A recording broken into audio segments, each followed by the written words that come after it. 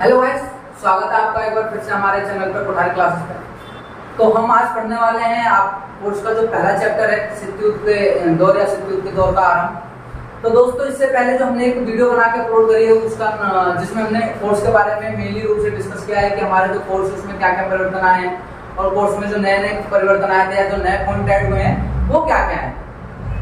लेकिन जो हमारा जो पहला चैप्टर है सतयुग के दौर, इसका जो हम पहला पार्ट है, पहली वीडियो जो है वो हम पहले ही अपलोड कर चुके हैं। हमारे जो चैनल की जो लिंक है वहाँ पर आपको मिल जाएगा, वीडियो के लिंक में आप लोगों को उसका मिल जाएगा जिसका नाम है सतयुग का दौर। तो दोस्तों, यहाँ पर हम मेनली डिस्कस उन पॉइंटों को करने वाले हैं जिन पॉइंटों को हमने लास्ट वीडियो में कवर नहीं करा था या फिर हमने बोला था कि आपको ये अगली वीडियो में कराया जाएगा। तो आज हम उन पॉइंटों के ऊपर डिस्कस करने वाले हैं। सतयुग में हम जैसे कि आपको बता सकते हैं कि उस चैप्टर में सतयुग के दौर में हमने सबसे पहले सतयुग का दौर पढ़ लिया है, दूसरा सतयुग के दो ध्रुवों का आरंभ पढ़ लिया है। आज इस चैप्टर में हम 3 पॉइंट पढ़ने वाले हैं। 3 पॉइंट इस प्रकार से, सबसे पहले सतयुग के दायरे में पढ़ने वाले हैं, पहला पॉइंट है। फिर हम दूसरा पॉइंट पढ़ने वाले हैं, दूसरा पॉइंट जो हमारा है गुटनिरपेक्षता, नेम, ठीक है। और तीसरा जो हम पॉइंट पढ़ने वाले हैं वो पढ़ने वाले हैं अंतरराष्ट्रीय विकास यानी कि न्यू इंटरनेशनल इकोनॉमिक पॉलिसी, कि किस प्रकार से जो अल्पविकसित देश थे आजाद होते गए और अपने देश में नए नए अपनाते चले। तो हम इस वीडियो को शुरू करते हैं। तो सबसे पहले हमारा जो पॉइंट जहां से हमारा वीडियो छूटी थी, जैसे मैं आपको बता चुका हूं कि आपको इसके बारे में डिस्क्रिप्शन में लिंक मिल जाएगी वीडियो की। वो हमारी वीडियो का पहला पार्ट था पहले चैप्टर का, और ये पहले चैप्टर की वीडियो का ये दूसरा पार्ट है।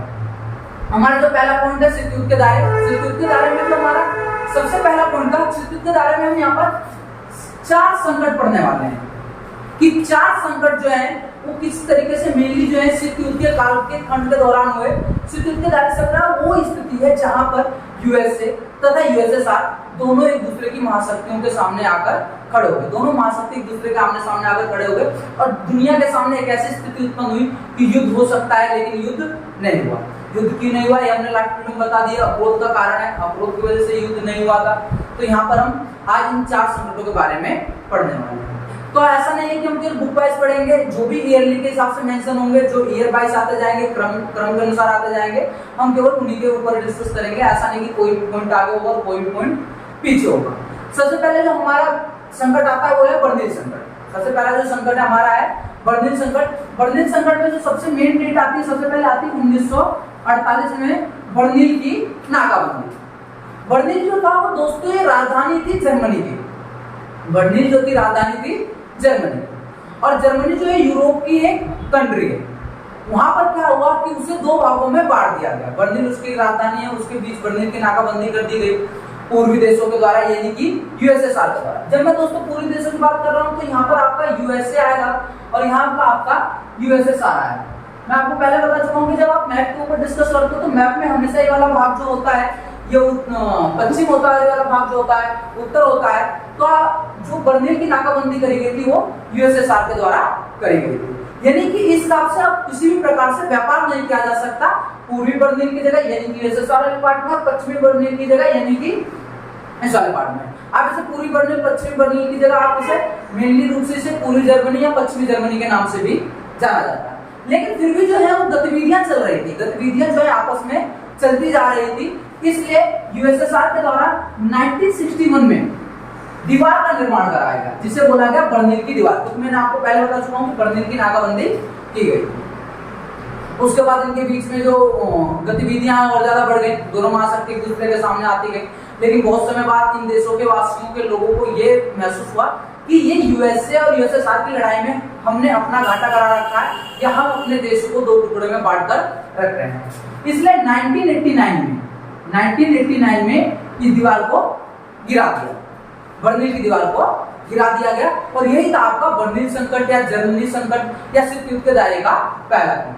तो दोस्तों यहाँ पे जो मेन क्वेश्चन पूछे जा सकते हैं जैसे कि इंपॉर्टेंट है, सबसे पहले 1989 में बर्निल की नाकाबंदी, फिर 1961 में आपका बर्निल की दीवार का बनाना और 1989 में बर्निल की दीवार का गिरना। एक क्वेश्चन इस प्रकार से पूछा जाता है कि सतयुग का प्रतीक किसे माना जाता है? बर्निल की दीवार। अगर बर्निल की दीवार नहीं होती जो जिससे पूरी दुनिया को ये संदेश जाता था कि 2 महाशक्तियां आमने सामने हैं। या फिर क्वेश्चन पूछ लिया जाए कि सतयुग का अंत का प्रतीक क्या माना जाता है, तो 1989 में बर्निल की दीवार का गिरना। ये रिक्त स्थान में पूछ लिया जाता है कि सतयुग का प्रतीक डैश माना जाता है, बर्लिन की दीवार को माना जाता है खालिस्तान में। इस तरीके से पॉइंट जो है चलता है। अब चलते हैं अपने दूसरे पॉइंट की तरफ। दूसरा जो हमारा पॉइंट है वो है कोरिया संकट। क्योंकि कोरिया संकट में क्या क्या हुआ, देखिए कोरिया जो थे वो दो थे, उत्तरी कोरिया और दक्षिणी कोरिया। उत्तरी कोरिया यानी कि ऊपर वाला हिस्सा, दक्षिण कोरिया यानी कि नीचे वाला हिस्सा। मैं आपको बार बता रहा हूँ कि मैप में हमेशा ऊपर वाला भाग उत्तर का होता है, नीचे वाला भाग दक्षिण का होता है, ये पश्चिम होता है और ये पूरब होता है। तो इस हिसाब से उत्तरी कोरिया ने दक्षिण कोरिया पे जो है वो हमला कर दिया। उत्तरी कोरिया का समर्थन चीन कर रहा था। इस समर्थन वाले देशों का नाम याद रख लीजिए। उत्तरी कोरिया का समर्थन चीन कर रहा था और दक्षिणी कोरिया का समर्थन कर रहा था अमेरिका। बेसिकली इसमें यूएसएसआर जो था यानी कि आपका सोवियत जो संघ जो था वो मेनली रूप से डायरेक्ट तो इन्वॉल्व नहीं था, लेकिन चीन जो था वो यूएसएसआर की विचारधारा पे चल रहा था, यानी कि यूएसएसआर का वो दोस्त था। तो लोगों का मानना था कि यूएसएसआर का इसमें इनडायरेक्टली जो है इनपुट माना। ये जो लड़ाई की शुरुआत हुई 1950 में शुरुआत हुई। हम यहाँ पे दोस्तों दूसरे पॉइंट के बारे में बात कर रहे हैं, कोरिया संकट के बारे में। और ये जो था ये 1959 तक चलता रहा। 1959 तक ये चलता रहा। इसमें यूएनओ ने बीच बचाव करा, यानी कि मध्यस्थता की भूमिका निभाई तथा इसमें भारत ने भी एक इंपॉर्टेंट रोल निभाया था, क्योंकि भारत को निरपेक्षता की तरफ धीरे धीरे बढ़ रहा था पंडित जवाहरलाल नेहरू के द्वारा। तो इस लड़ाई को शांत करा दिया। हमला वही उत्तरी कोरिया ने दक्षिण कोरिया पे करा था। इस हमले के बाद, शांति के बाद, लेकिन तनाव आज भी कायम है, यानी कि लड़ाई तो बंद हो गई है, लेकिन अगर मौका मिले तो युद्धों में ये देश जो है दोबारा से युद्ध कर सकते हैं। आप सभी लोगों को पता उत्तरी कोरिया के तानाशाह किम जोंग अभी भी वहीं पर बने। अपना जो तीसरा पॉइंट है, तीसरा पॉइंट जो है वो है वियतनाम संकट। कि वियतनाम संकट में क्या क्या मेनली रूप से हुआ। वियतनाम संकट, वियतनाम एक देश है, वहां पर क्या हुआ कि उत्तरी वियतनाम पर अमेरिका हवाई जहाज से हमले करने लगा। उत्तरी वियतनाम पर 1954 में हवाई जहाजों से हमले करने लगा। तो इसमें यूएसएसआर ने क्या करा, यूएसएसआर ने दक्षिणी वियतनाम को समर्थन देना शुरू कर दिया। तो यहाँ पर भी इनडायरेक्टली दोनों देश आमने सामने आए। देखिए कहीं भी ऐसा नहीं है कि यूएसएसआर लड़ाई कर रहा है या फिर अमेरिका एक दूसरे के साथ लड़ाई कर रहे हैं, नहीं। अगर मैं यहाँ पे बात बताऊं तो दक्षिणी वियतनाम को यूएसएसआर केवल हथियार मुहैया करा रहा है। वो चाहता तो युद्ध लड़ सकता है, लेकिन उसे पता है कि अगर वो युद्ध लड़ता है तो युद्ध जीतने की स्थिति में वो जीत का जश्न या फिर जीत की इतनी बड़ी उम्मीद नहीं हो सकती, क्योंकि उसे भी कुछ ना कुछ घाटा होगा। तो डायरेक्टली एक दूसरे के साथ जो है वो नहीं आ रहे हैं। और ये जो था आपका ये 1975 तक या फिर 1974 तक ये चलता रहा। दो डेट मेंशन होती हैं। ये था आपका वियतनाम। अब चलते हैं इसके चौथे पॉइंट की तरफ। जो आपका सबसे मेन पॉइंट है वो है क्यूबा मिसाइल संकट, जो इस चैप्टर के शुरुआत में दिया गया है, लेकिन वैसे देखा जाए तो इस पॉइंट की जरूरत यहाँ पर है। शीत युद्ध के दायरे में जो सबसे बड़ा पॉइंट था वो था क्यूबा मिसाइल संकट। मेनली दोस्तों ये जो हुआ था ये 1962 में हुआ था। अब सुन लीजिए क्या हुआ था। ऐसा हुआ कि क्यूबा जो है एक देश है, अमेरिका के पास एक बहुत ही छोटा सा द्वीप देश है, यानी कि चारों तरफ से पानी से घिरा हुआ है और टापू जैसा एक देश है जिसका नाम क्यूबा है और अमेरिका के पास है। लेकिन 1959 में वहां पे एक सरकार बनती है यूएसएसआर के समर्थन वाली सरकार, यानी कि यूएसएसआर की विचारधारा, और उसके नेता होते हैं फिदेल कास्ट्रो। नाम याद रख लीजिएगा, यूएसएसआर के नेता होते हैं फिदेल कास्ट्रो। 1959 में उनकी सरकार बनती है। 1962 आते आते उन्हें डर सताने लगता है कि कहीं ऐसा ना हो, क्योंकि अमेरिका के काफी ज्यादा करीब है, अमेरिका दुनिया की बड़ी शक्ति है, सबसे बड़ी महाशक्ति है। तो उन्हें डर सताने लगा कि कहीं ऐसा ना हो कि अमेरिका हम पर हमला कर ले और हम पर कब्जा कर ले।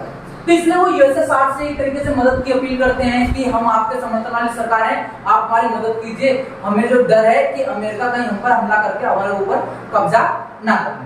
तो यूएसएसआर के नेता थे निकिता क्रुश्चेव। वहां के नेता जो थे वो निकिता क्रुश्चेव थे। निकिता क्रुश्चेव ने फैसला किया कि क्यूबा को वो सैनिक अड्डे के रूप में बदल देंगे। सैनिक अड्डे के रूप में जितनी भी मिसाइलें, परमाणु मिसाइलें वगैरह थी, वो सारी लाकर वहां पर उन्होंने क्यूबा में तैनात कर दिया। ठीक है। अगर सपोज लीजिए कि अमेरिका जो है यहाँ पर मेनली अमेरिका इधर है, तो क्यूबा यहीं पे एक छोटा सा देश है, और यूएसएसआर यानी कि रशिया जो है एक पूर्वी देश है। तो दोस्तों ऐसा नहीं है कि ये युद्ध यहाँ से यहाँ लड़ा जा रहा है। धरती जो होती है वो गोल होती है, पृथ्वी जो है गोल हिस्सा है। तो आप ये सोच के देखिए कि ये एक साथ में पड़ोसी देश भी हैं। अगर आप पीछे वाले हिस्से से जाओगे, अगर ग्लोब या धरती के साथ जाओगे, तो ये दोनों जो है पीछे से पड़ोसी देश भी हैं। तो यहाँ पर पास इतना दूर नहीं है क्यूबा से। कहीं आप सोचो कि इतना दूर इन दोनों का, इतनी दूर की लड़ाई है, नहीं, ये काफी ज्यादा इनके पास की है। तो यूएसएसआर क्या करता है, पानी के रास्ते से अपनी जंगी बेड़े यानी कि पनडुब्बी वगैरह वो कहा जाता है, वो लाकर वहां पर उन्होंने मिसाइलें तैनात कर दी, जिससे लगभग आधे से ज्यादा अमेरिका जो है वो मिसाइलों के दायरे में आ गया था, परमाणु मिसाइलों के, और एक झटके में आधे से ज्यादा जो है आपका अमेरिका जो है बेकार हो जाता है। लेकिन अमेरिका इतनी बड़ी महाशक्ति होने के बावजूद उसे कम से कम ये 3 हफ्तों तक नहीं पता चला। जब उसे पता चला तो उसने एक शांति की स्थिति अपनाई। वहां के नेता थे John F Kennedy. John F Kennedy ने क्या करा, सबसे पहले पानी के रास्तों में अपनी जंगी बेड़े उतार दी। इससे क्या हुआ कि जो क्यूबा के द्वारा जो मदद यूएसएसआर के द्वारा जो क्यूबा को मदद पहुंचाई जा रही थी, अब वो मदद नहीं मिल पा रही। फिर दोनों बैठ के करते हैं, मेल मिलाप करते हैं, आपस में बातचीत करते हैं, बातचीत का रास्ता अपनाते हैं, जहाँ से ये डिसाइड हो जाता है कि अमेरिका जो है क्यूबा पर हमला नहीं करेगा। तो यहाँ से ये जो स्थिति है नॉर्मल हो जाती है। और आप देखिए कि ये पहली दफा था जहाँ पर दोनों ही महाशक्तियां एक दूसरे के आमने सामने आई थी, यूएसए और ये यूएसएसआर। इससे पहले कहीं भी एक दूसरे के आमने सामने नहीं आए। जब नाकाबंदी हुई तब भी हम अमेरिका की इन्वॉल्वमेंट इतनी ज्यादा तेजी से नहीं देख रहे हैं, केवल यूएसएसआर अपनी तरफ से नाकाबंदी कर रहा है उनसे बचने के लिए। क्योंकि मैंने आपको बताया पूरी दुनिया 2 भागों में बढ़ चुकी थी, एक यूएसए और एक यूएसएसआर, पश्चिमी दुनिया और पूर्वी दुनिया। 1961 में दीवार का बनना, 1989 में दीवार का गिरना, यहाँ पर कहीं भी अमेरिका का इन्वॉल्वमेंट नहीं आया। 1950 में हमने देखा कि चीन और अमेरिका जो थे, लेकिन चाइना जो था यूएसएसआर का दोस्त था। यहाँ से हमें लगा कि शीत युद्ध में दोनों को एक इंपॉर्टेंट भूमिका निभा रहे हैं, और यहाँ पर भी ऐसे ही दोनों आमने सामने नहीं आए। लेकिन 1962 में ऐसा पहली बार हुआ जब दोनों ही महाशक्तियां एक दूसरे के आमने सामने आए, और ये जो पॉइंट था, ये जो बिंदु था, ये शीत युद्ध का चरम बिंदु बन गया। तो क्वेश्चन पूछा जा सकता है 1 नंबर में शीत युद्ध का चरम बिंदु क्या था। एक बार नेता का नाम दोबारा सुन लीजिए। क्यूबा के नेता का नाम फिडेल कास्ट्रो, यूएसएसआर के नेता का नाम निकिता क्रुश्चेव, और आपके अमेरिका के नेता का नाम जॉन एफ कैनेडी। यहाँ से मेनली यही बात पूछी जा सकती है। सबसे पहली बात ये पूछा जाता है क्यूबा मिसाइल संकट कब हुआ, शीत युद्ध का चरम बिंदु किसे कहा जाता है, क्यूबा मिसाइल संकट को, और इनके नेताओं के नाम। तो दोस्तों ये था हमारा शीत युद्ध का दौर, और शीत युद्ध का दौर जो है ये क्या हो गया, खत्म। अब आगे चलते हैं अपने नए पॉइंट की तरफ, जिसका नाम है नेम, कूटनिरपेक्षता। कि कूटनिरपेक्षता क्या था और किस प्रकार से इसकी जो है शुरुआत हुई।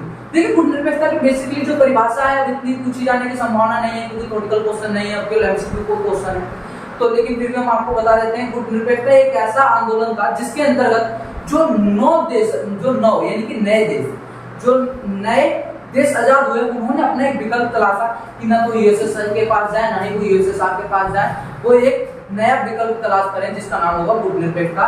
ना वो इसके समर्थन में होंगे, ना ही वो इसके समर्थन में होंगे, जिसे कहा गया कूटनिरपेक्षता। इसके बाद बात आती है कूटनिरपेक्षता की शुरुआत कब हुई। कूटनिरपेक्षता की शुरुआत जो हुई वो 1961 में हुई, बेलग्रेड में हुई। बेलग्रेड जो है यूगोस्लाविया की राजधानी है, वहां पर इसका पहला सम्मेलन हुआ था कूटनिरपेक्षता का। यहाँ तक यही मेन है कि कूटनिरपेक्षता का जो है पहला सम्मेलन इन लोगों ने यहाँ पर किया गया। कूटनिरपेक्षता की शुरुआत करने वाले मेन लोगों में देखा जाए तो घाना के अब्दुल नासिर थे, ठीक है, आपके भारत के पंडित जवाहरलाल नेहरू थे, और 3 देश के नेता जैसे कि यूगोस्लाविया था, आपका इंडोनेशिया था, और एक देश था मिस्र। इनके भी नेता जो थे इसमें शामिल हुए थे। बुक में मेंशन किया गया है और आपको स्क्रीन पे भी पता चल जाएगा। अब चलते हैं अपने अगले पॉइंट की तरफ। ये था कूटनिरपेक्षता की। कूटनिरपेक्षता की शुरुआत कब हुई, कैसे हुई, किनके द्वारा की गई। अब आते हैं कूटनिरपेक्षता की कुछ कमियां भारत के नजरिए से, कि भारत के नजरिए से जो विश्व में आलोचना की जाती है भारत की, भारतीय कूटनिरपेक्षता की क्या क्या आलोचना, वो सुन लीजिए।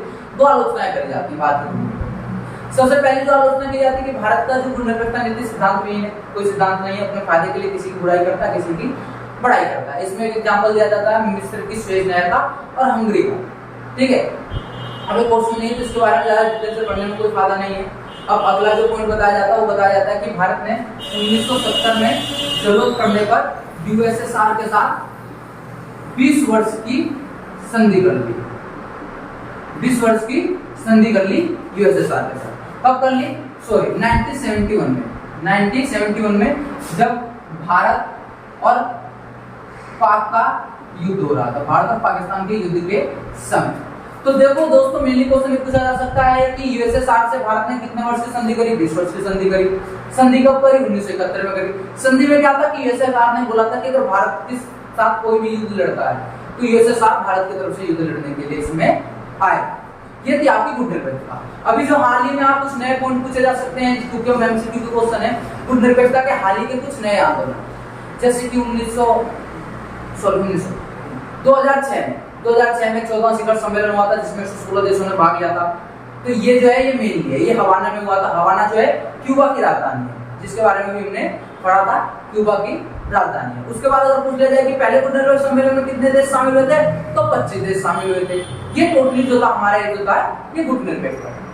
उसके बाद अब हम इस चैप्टर के आखिरी पॉइंट की तरफ बढ़ते हैं जिसका नाम है new international economic policy, organisation या पॉलिसी, आप जिस तरीके से मैंने कहना चाहें आप कह सकते हैं। देखिए असल में ऐसा हुआ कि 1940 का जो दशक है, बेसिकली 1940 का दशक जो था देशों के आजादी का दशक था। बहुत सारे देश आजाद हुए। एग्जांपल देख लीजिए, हाल ही देखिए आप पूरे विश्व की बात करेंगे तो बहुत सारे देश हैं। आप अगर आसपास देखिए 1947 में भारत का आजाद होना, भारत से निकलकर पाकिस्तान का बनना, फिर 1948 में श्रीलंका का निर्माण होना, 1949 में चाइना का निर्माण होना। इससे पता चलता है कि हाल ही फिलहाल में 1940 का जो दशक था, इस 10 सालों में काफी सारे देश जो थे वो आजाद हुए।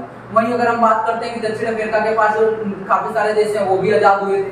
तो ये सभी देश जो थे इनकी जो अर्थव्यवस्था थी काफी ज्यादा गिरी हुई थी, क्योंकि ये उपनिवेशवाद से इंग्लैंड को, उपनिवेशवाद का मतलब है गुलाम, ये इंग्लैंड के यानी कि यूके के, यूनाइटेड किंगडम के जो थे ये सारे गुलाम देश थे। तो इनकी जो विकास की जो गति है काफी ज्यादा गिरी हुई थी और इनकी अर्थव्यवस्था बहुत ज्यादा बेहतर नहीं थी। तो इन्हें अपनी अर्थव्यवस्था को बेहतर करने के लिए यूएनओ के द्वारा एक पॉलिसी का चलाया गया जिसका नाम रखा गया न्यू इंटरनेशनल इकोनॉमिक ऑर्गेनाइजेशन, जिसके अंतर्गत इन्हें बताया गया, सुझाव दिए गए कि आप किस प्रकार से अपनी नीतियों को लागू करोगे और आप धीरे धीरे विकास के रास्तों पर आ सकते हो। इनमें जो सबसे मेन रोल निभाया था वो निभाया था यूनाइटेड नेशन डेवलपमेंट प्रोग्राम। इसके अंदर TNTPD आया, towards a new trade policy. दोस्तों शॉर्ट फॉर्म याद कर लेना, इसीलिए मैं बता रहा हूँ, towards a new trade policy, जिसके अंतर्गत अर्थव्यवस्थित देशों को कुछ सुझाव दिए गए, उन्हें बताया गया कि आप किस प्रकार से अपने विकास के रास्ते को तय कर सकते हैं। जिसमें सबसे पहला पॉइंट था संसाधनों को पूर्ण तरीके से नियंत्रण। ये बात हो रही है अल्पविकसित देशों की, ना ही विकासशील देशों की बात हो रही है, ना ही विकसित देशों की बात हो रही है। उन देशों की बात हो रही है जिन्होंने भी विकास के रास्ते पे चलना ही नहीं शुरू करा है, और ये किसके द्वारा काम किया जा रहा है, यूएनओ के द्वारा। फिर से मैं बात कर रहा हूँ, बता दूं कि इसमें किसी प्रकार से मदद नहीं पहुंचाई जा रही है यूएनओ के द्वारा, इसमें केवल सुझाव दिए जा रहे हैं विकसित देशों को कि आप क्या कर सकते हो। किसके द्वारा, यूएनडीपी के द्वारा, यूनाइटेड नेशन डेवलपमेंट प्रोग्राम। कौन सी रिपोर्ट आई, TNTPD आई, towards a new trade policy for developments. इसमें क्या बताया गया, सबसे पहले जो बात बताई गई वो एक बात ये बताई गई कि संसाधनों पर नियंत्रण। विकसित देशों से कहा जा रहा है कि देखिए आप अपने संसाधनों पर नियंत्रण कीजिए, ऐसा ना हो कि आप अपने संसाधनों को बेकार में व्यर्थ करें, ऐसा ना हो कि आप किसी देशों को देते जाएं। बेसिकली ये इसलिए कहा गया था क्योंकि विकसित देशों के पास टेक्नोलॉजी अच्छी नहीं थी, तो उनके पास जो भी नए संसाधन मिलते थे वो बड़े देशों के साथ शेयर करते थे। तो यहाँ बताया गया कि आप उनके साथ शेयर मत कीजिए, आप पूर्ण तरीके से नियंत्रण रखिए। दूसरा सुझाव दिया गया, पश्चिमी बाजारों तक पहुंच। आप पश्चिमी बाजारों में ले जाकर अपना माल बेचिए, क्योंकि वहाँ के जो लोग हैं वो थोड़े अमीर हैं, वहाँ पर जो मार्केट है खुली हुई मार्केट है, तो वो बोलने को बोल सकते हैं ना पूर्वी देशों में, लेकिन नहीं, उन्हें पता पूंजीवादी देश कौन से हैं, यूएसए के समर्थन वाले, यानी कि अमेरिका के समर्थन वाले देशों के बाजार तक पहुंचे। अपनी लागत को कम कीजिए, यानी कि जो आप माल बना रहे हो उसे सस्ता कीजिए, सस्ता करोगे तो उसकी जो डिमांड बढ़े, यानी कि मांग और पूर्ति का सारा खेल। फिर उसके बाद जो आपका चौथा पॉइंट आता है वो आता है कि प्रौद्योगिकी की नई संरचनाओं को लाइए, टेक्नोलॉजी को, मशीनरी का यूज कीजिए, जिससे होगा माल जो होगा और ज्यादा जल्दी, यानी कि उत्पादन और जल्दी होगा। तो दोस्तों ये था आपका न्यू। इसके बाद जो चैप्टर में जो सबसे ज्यादा मेन पॉइंट आप पूछे जाते हैं, जो मेनली बहुत ज्यादा इंपॉर्टेंट है, हथियारों पे नियंत्रण वाले पॉइंट। अब ये पॉइंट जो है 6 नंबर में क्वेश्चन तो पूछा जा नहीं सकता है, सिंपल सी बात है, मैंने आपको पहले बोल दिया एमसीक्यू के क्वेश्चन आ रहे हैं। एमसीक्यू में जो सबसे पहले जो क्वेश्चन पूछा जा सकता है हथियारों के नियंत्रण में, यहाँ पर दोस्तों 3 संधियां बताई जाती है, CTBT, LTBT, NEP, ठीक है ना। तो ये जो 3 संधियां थी, इन 3 संधियों के डेट जो है आपको यहाँ पर स्क्रीन पे दिख जाएंगे, जहां पर आपको बताया जाएगा कि तीनों संधियों की डेट क्या थी और तीनों संधियों की फुल फॉर्म क्या है। परमाणु प्रसार संधि जो थी वो इनमें से सबसे ज्यादा मेनली थी और सबसे ज्यादा पूछी जाती है, लेकिन आप LTBT और CTBT के बारे में भी डेट पढ़ लीजिएगा और फिर फॉर्म तो आप सभी की पढ़ के जाइएगा, क्योंकि 1 नंबर के ही आने वाले हैं। और ईयर अब जब से 1 नंबर का क्वेश्चन आ रहे हैं तब से ये मेन बात है कि एक तो आपके नेम याद होने चाहिए, नाम देशों के याद होने चाहिए, दूसरी ईयर याद होने चाहिए, कौन से गुट में शामिल है ये याद होने चाहिए, और उनके फुल फॉर्म। तो दोस्तों ये था हमारा पहला चैप्टर, पूरा चैप्टर कंप्लीट हो चुका है। इसकी जो पहला पार्ट है आप हमारे वीडियो के डिस्क्रिप्शन में लिंक प्राप्त कर सकते हो या फिर हमारे चैनल पे जाकर आप देख सकते हो। तो मैं आपको बता दूं कि आज हमने क्या क्या पढ़ा है, एक बार दोबारा से जल्दी से रिवाइज कर लीजिए। सबसे पहले हमने पढ़ा कि शीत युद्ध के दायरे में सबसे पहला जो पॉइंट था हमारा ये था आपका बर्लिन संकट। बताया गया कि 1948 में किस प्रकार से नाकाबंदी कर दी गई, 1961 में दीवार बना दी गई, 1989 में दीवार को गिरा दिया गया। फिर जो दूसरा आता है वो आता है कोरिया संकट। कोरिया संकट के बारे में बताया जाता है कि उत्तरी कोरिया ने दक्षिण कोरिया पर हमला कर दिया था 1950 में, और ये लड़ाई 1953 तक चली, बीच बचाव किया गया और युद्ध को शांत कराया गया यूएन द्वारा। तीसरा जो पॉइंट आता है वियतनाम संकट आता है। वियतनाम संकट जो था आपका 1954 से लेकर 1975 या फिर 1974 तक चलता रहा। इसमें उत्तरी वियतनाम पर अमेरिका ने हमला करा था, इसके लिए दक्षिणी वियतनाम को हथियार सप्लाई किए गए थे यूएसएसआर के द्वारा। 1962 में क्यूबा मिसाइल संकट जो मैंने बताया सबसे मेन है, इसमें 3 नेताओं का नाम होता है, क्यूबा के नेता फिडेल कास्ट्रो, यूएसएसआर के नेता निकिता क्रुश्चेव और यूएसए के नेता जॉन एफ कैनेडी। ये जो थे ये आपका शीत युद्ध के दायरे थे। फिर मैंने आपको बताया गुट निरपेक्षता। गुट निरपेक्षता में जो मैंने सबसे मेन बात बताई, गुट निरपेक्षता की परिभाषा बताई। मैंने आपको बताया गुट निरपेक्षता की शुरुआत किसने करी। गुट निरपेक्षता की शुरुआत भारत, घाना, इंडोनेशिया, मिस्र और यूगोस्लाविया, ये 5 देशों ने मिलकर करी, और इनके मैंने नेताओं के नाम भी बताए थे और आपको स्क्रीन पे भी देखने के लिए ये मिल जाएगा। उसके बाद मैंने आपको बताया गुट निरपेक्षता का जो पहला सम्मेलन हुआ 1961 में हुआ, बेलग्रेड में हुआ। बेलग्रेड यूगोस्लाविया की राजधानी है। फिर मैंने आपको ये भी बताया कि इसमें 25 देशों ने भाग लिया। उसके बाद मैंने आपको ये बताया कि अगर हाल ही का कोई आंदोलन पूछा जाता है कोर्स में, अगर आप कहें तो पूछा जाता है 14वां शिखर सम्मेलन कब हुआ और कहाँ हुआ। 14वां शिखर सम्मेलन 2006 में हुआ था, हवाना में हुआ था। हवाना जो एक क्यूबा की राजधानी है जिसमें 116 देशों ने भाग लिया था। और गुट निरपेक्षता के बारे में इससे कुछ मेन बातें नहीं पूछी जा सकती। हाँ, संधि वाली बात पूछी जा सकती है। भारत और पाकिस्तान का युद्ध 1971 में हुआ था, तो भारत ने यूएसएसआर के साथ 20 वर्ष की संधि करी थी। उसके बाद जो अपना अगला पॉइंट हमने पढ़ा था new international economic policy organisation, जिसमें मैंने आपको बताया था कि किस प्रकार से इसके बारे में नए अल्पविकसित देशों को कुछ सुझाव दिए गए थे, वो किस प्रकार से अपनी विकास की राह को तेज कर सकते हैं, जिसमें मैंने आपको यूएनडीपी बताया और टीएनटीपीडी बताया। यूएनडीपी की मैंने फुल फॉर्म आपको ये बताई, यूनाइटेड नेशन डेवलपमेंट प्रोग्राम, और मैंने टीएनटीपीडी की बताई टुवर्ड्स अनलिमिटेड पॉलिसी, आपको यहाँ भी लिखा हुआ दिख जाएगा। उसके बाद मैंने बताया हथियारों का नियंत्रण। हथियारों का नियंत्रण मैंने आपको बताया 3 संधि इंपॉर्टेंट है, एनटीपीटी, सीटीबीटी और एनपीटी। एनपीटी यानी कि परमाणु अप्रसार संधि। डेट इसकी 1967 थी, और आपको इन सभी की डेट और ईयर जो है यहाँ पर लिखे हुए मिल जाएंगे। तो दोस्तों ये था हमारा पूरा का पूरा पहला चैप्टर जो हमारा खत्म होता है। अगर यहाँ पे आपको कोई भी दिक्कत आ रही हो, अगर आपको किसी भी तरीके से कोई प्रॉब्लम आ रही हो तो आप कमेंट सेक्शन में पूछ सकते हो। दूसरी बात, अगर आप अभी तक हमारे टेलीग्राम चैनल से नहीं जुड़े हो, आपको स्क्रीन पे दिख रहा होगा, तो आप टेलीग्राम चैनल से जुड़ सकते हो। यहाँ पर आप अपने जितनी भी क्यूरीज आप पूछ सकते हो। उसके साथ साथ यहाँ पर नए प्रकार से एमसीक्यू आपको हमारे कोर्स से रिलेटेड, और दोस्तों साथ ही साथ हमारे जो नोट्स हैं, ये दोनों बुक जो हैं आपकी विश्व पॉलिटिक्स के और भारतीय संपूर्ण भारतीय राजनीति, ये दोनों ही नोट्स जो है आपको वहाँ पर मुहैया कराए जा सकते हैं। उसके बारे में आपको डिटेल जो है टेलीग्राम पे मिल जाएगी, या फिर आप वहाँ पर कॉन्टैक्ट नंबर जो भी होगा वहाँ पर आप डिस्कस कर सकते हो। उसके साथ अगर आपको वीडियो अच्छी लगी तो चैनल सब्सक्राइब कीजिए।